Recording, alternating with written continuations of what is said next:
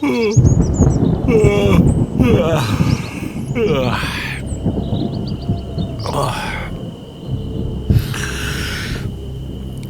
shelter held up quite well. I decided to leave the main city, and I'd found this little alcove here really quite late as the light had started to drop. My GPS said it was only 10 to 9, and I knew that my first priority today would be to get out into the wilderness and try and find some food and medical supplies.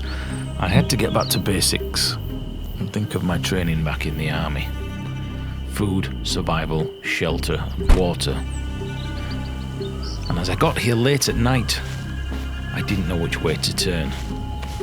Only one way to find out was to head into the wilderness.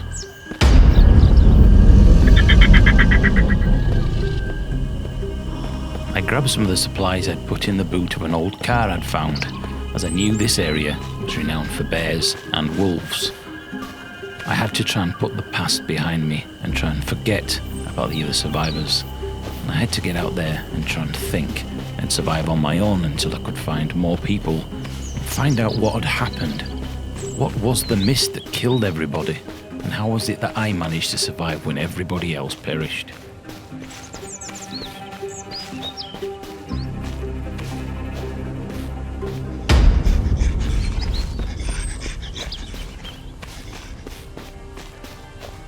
Found what I thought was an old lumberyard, but it was full of the living dead. This mist, wherever it came from, whatever it was turning people into walking dead, zombies who wanted to kill anything that was living or breathing. I needed to get out of here and head further into the woods, but I was scared that they would follow me. I needed to get out of this place and quickly, and head further deeper into the woods.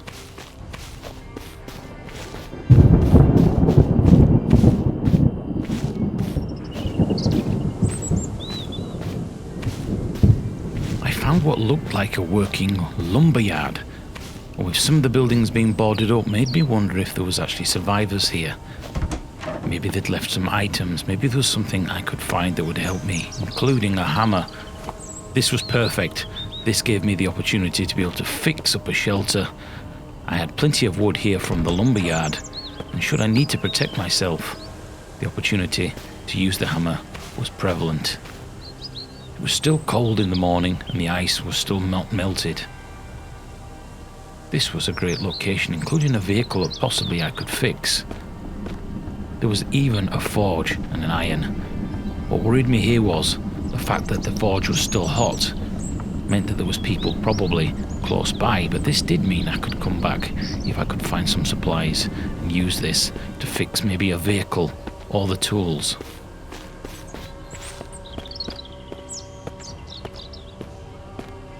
There was a red pickup truck here, but there wasn't any wheels on it, and I suspected that the battery and everything else would be dead, because there's no idea of how long this has been stood here out in the middle of the forest.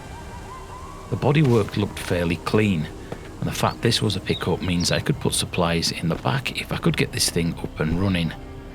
The interior looked fairly clean, but as I suspected, the engine was dead, and so was the battery. But this was definitely something I could possibly fix if I could get the supplies at the forge. And if I could go into town and maybe find some more vehicles, maybe we could get the parts. Maybe we needed to get this thing up and running.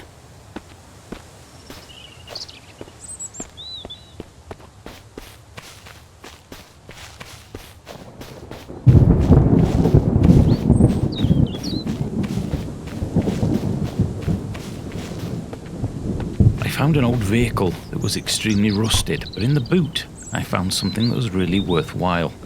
I found scrap metal, tool parts, and I also found some batteries, which I thought would come in handy if we could find a torch or something to use later on.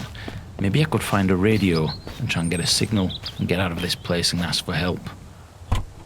Many of the vehicles seemed to be extremely dilapidated, so there was no chance I could take the battery or any of the wiring out of these vehicles. But I did find some medical parts in one of the boots of the cars.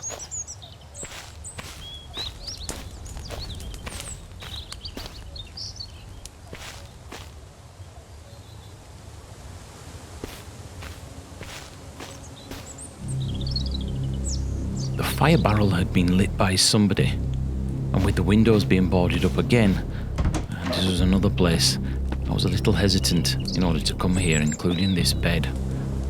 If this was abandoned, I would be able to use this. Unbelievably, I'd found a shotgun. Of course, there was no ammo, but if I bumped into any survivors out here in the forest, they didn't know I didn't have any ammo, and that would give me the advantage. Of course, I might as well have had a wet sock if the zombies had attacked me, as I needed now to find not only ammo, but I wanted to find a decent shelter, and this place wasn't big enough. So my priorities had changed. I wanted food and water, but my main priority now would be to try and find somewhere that I could lock down as a real shelter. The time was growing. It was now 9:30, and I was told that I didn't want to be out in the woods after 3 o'clock, as that's when the undead started to go out on feeding frenzies, and if the fog came in, then I needed to get into shelter extremely quickly.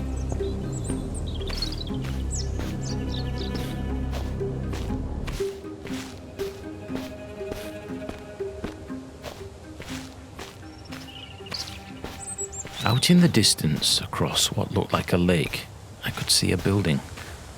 I wasn't sure whether this was a farm or a warehouse, but any building meant the possibility of items being left by the dead or previous survivors. It also meant there was an opportunity to find a shelter. I decided to hook round the forest and possibly see if the water was drinkable, as this would have been a fantastic location for survival.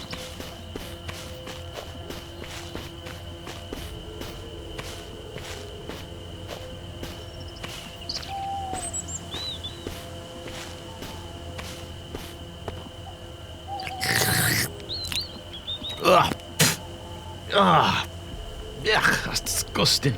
The water tasted foul and brackish. If only I could find some chlorine tablets or something of water treatment. This was pure gold, but in this state, it was black gold and something that I couldn't use to survive.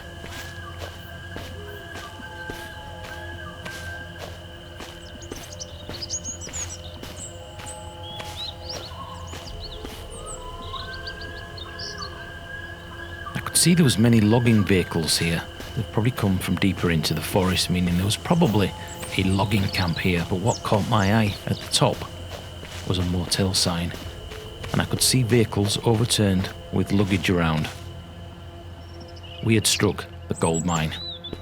There would undoubtedly be suitcases here, clothing, food, and items left over by people who tried to flee the fog, and the ensuing carnage and panic and violence of people stealing each other's items in a desperate bid to survive here.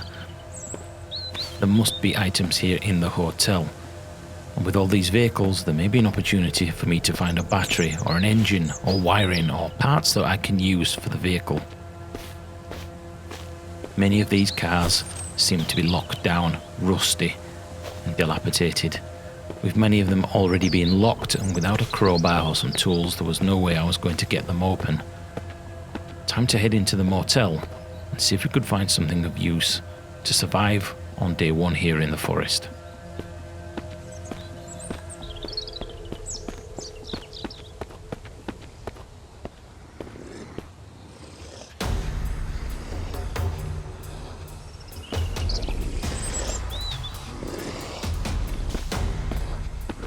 I'd seen many infected in the towns, but always from the top of a skyscraper or building. I was never boots on the ground this close to the infected.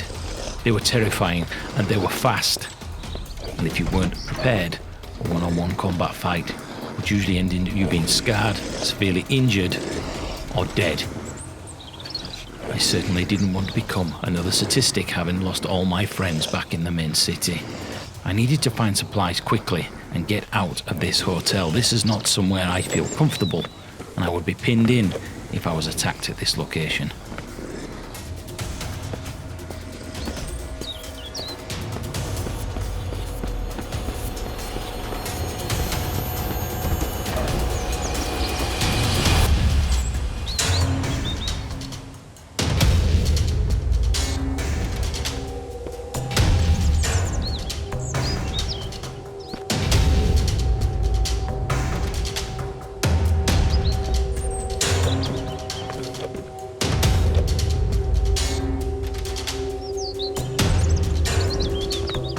I found ammunition in the shower. Why was there ammunition here? Did another survivor lock themselves in this room in a bid to survive, but got overrun by the infected? My backpack was already exceeding the weight I could almost carry, so I decided I would have some food and drink and a snack. If I couldn't find any later into the day, then I would go hungry, but this was an opportunity that I couldn't let up. Any ammunition was an opportunity to find a weapon out here on the field. Maybe it was a cop or a detective, or maybe it was a personal carry. If I could find the body and the weapon, this would be amazing find here on day one. There was more infected on the top floor, and it made me realise what a perilous situation I was in. I needed to find a decent place to lock down that was far enough away from this civilization that the zombies weren't constantly going to be knocking on my door. I found bandages in one of the bathrooms, and they were clean, unopened and sterile. This is what I really needed, supplies and medical items. There was also a bottle of beer left here on the sink, and I decided that if I was ever overrun or killed, this would be the bottle I would drink before I submitted to the living dead.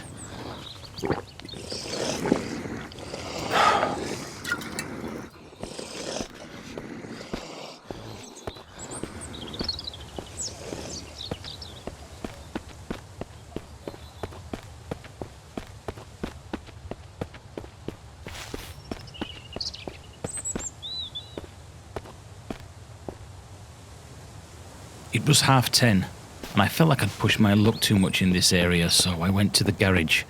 Maybe there would be food items here, maybe there would be tools, maybe even an air freshener for my new car should we get it fixed. But on second thoughts, I realised I was already carrying a lot of gear. These items would stay fresh, as most of them were in cans. So I thought it better for me to head further out and try and find a decent shelter in the forest.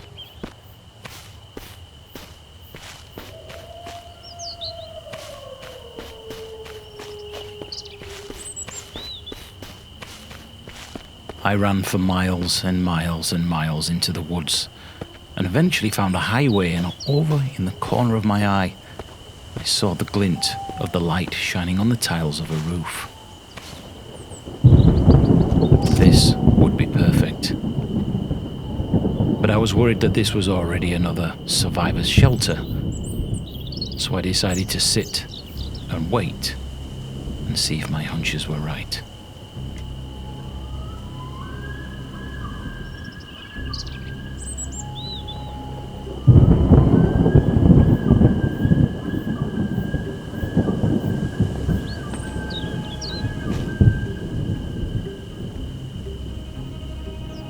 All was quiet.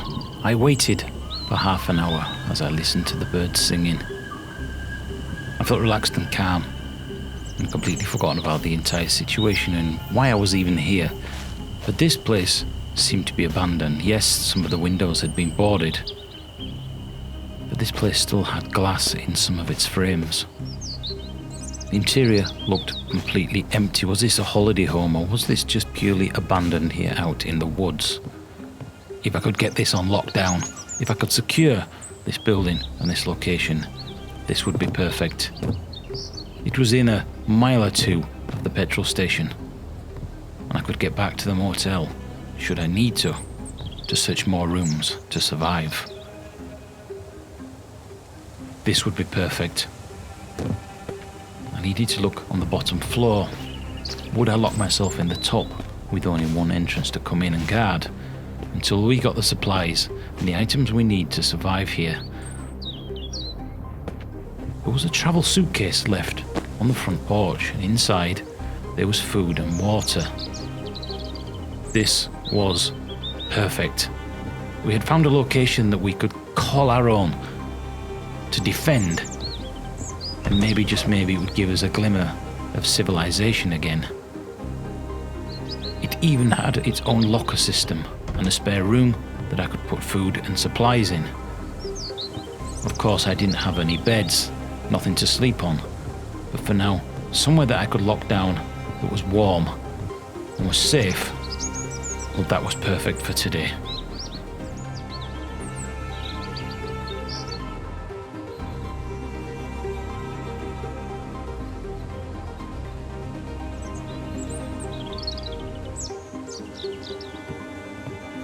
This would be my battle HQ.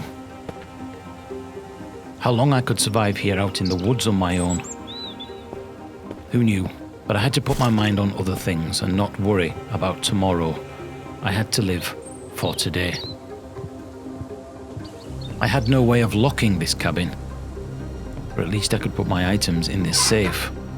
Bears, wolves, and animals would not be able to get into this locker. I put most of the food and the medical supplies into the locker, so when I decided to go back out into the woods, I would only take the most critical items I needed. The hammer and the knife, the saw. I would also take the shotgun.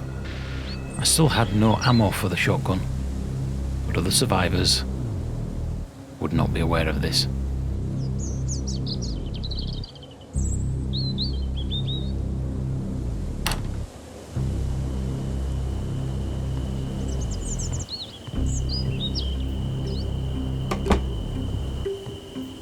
I noticed as we first approached the cabin there was a vehicle not far away. I wondered if this vehicle would be able to be fixed rather than me having to travel the miles back to the lumber yard that I'd found earlier. It did look dilapidated, and I wasn't sure whether this was even fixable. How long had this thing been here? There was also a small cabin, a small caravan, not far from my location. Maybe I could put more items and supplies in and carry it by the car. But for today, I decided I was going to get my head down early, as I wanted to be up nice, bright and early for day 2. Now that we'd got heat and fire, I kind of lost myself in a daze thinking about the things I needed to do and trying not to think of the past and all the people we had lost. Today was the start of this adventure. Heat, food, water, shelter.